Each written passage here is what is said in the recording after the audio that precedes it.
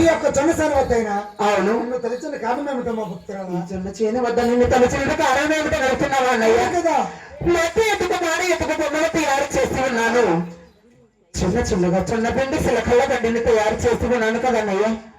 అటువంటి జొన్న పిండి సిలకల్ల బండికి మట్టి ఎత్తు మాడి ఎత్తుకు ప్రాణమైన పోస్తే ఇటువంటి మన పాల్గొన్న 16 వీధులు ఆట పాటలు ఆడుకుంటూ మెరుగున పోవాలని ఎందుకు కదా అన్నయ్య?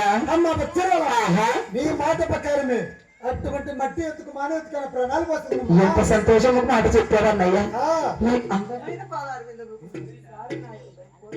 అలాగనమ్మా ఆ మనిషి ఎక్కడ విన్నాడమ్మా? అమ్మరాంటి నా చెలియా